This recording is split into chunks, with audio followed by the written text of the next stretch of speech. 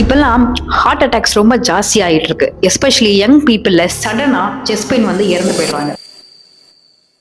So இதுக்கு என்ன காரணம்னு பார்த்தீங்கன்னா, நம்ம ஹார்ட்ல ரத்த குழாயில வந்து அடைப்பு ஏற்படுறது. இந்த அடைப்பு வந்து ஒரே நாள்ல வந்து அடைச்சிறது கிடையாது. கொஞ்சம் கொஞ்சமா யோசிச்சுக்கிற அந்த பிளேக்ஸ்னு சொல்லுவாங்க, அந்த கால்சிஃபிகேஷன் வந்து நம்ம ஆர்டரியை சுத்தி கொஞ்சம் கொஞ்சமா படி ஆரம்பிக்குது. அது ஒரு நாளைக்கு ஃபுல்லா பிளாக் ஆகி நமக்கு ஹார்ட் அட்டாக் மாதிரி வருது. ஸோ இதுக்கு ஏன் டாக்டர் பண்ணலாம், எனக்கு பயமா இருக்கு, எனக்கு ஃபியூச்சர்ல ஹார்ட் அட்டாக் வருமா வராதா அப்படின்னு தெரிஞ்சுக்கிறதுக்கு டெஸ்ட் இருக்கா அப்படின்னு கேட்டீங்கன்னா, எஸ், ஒரு பியூட்டிஃபுல் டெஸ்ட் இருக்கு.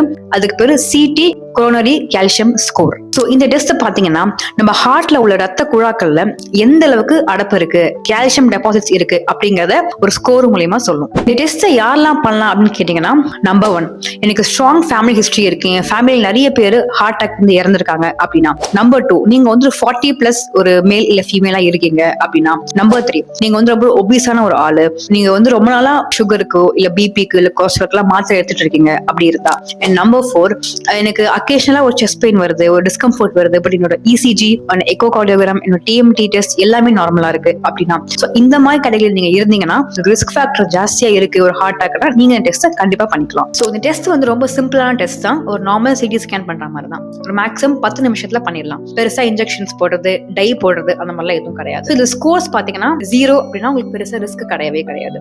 0 to 100னா ஒரு மைல்ட் ரிஸ்க் இருக்கு. 100 to ஒரு 300 இருக்குன்னா உங்களுக்கு ஒரு மாடரேட் ரிஸ்க் இருக்கு. 300க்கு மேல போகுதுன்னா உங்களுக்கு ஹை ரிஸ்க் இருக்கு. ஒரு 400 500க்கு மேல போகுதுன்னா கண்டிப்பா வெரி ஹை ரிஸ்க் இருக்கு.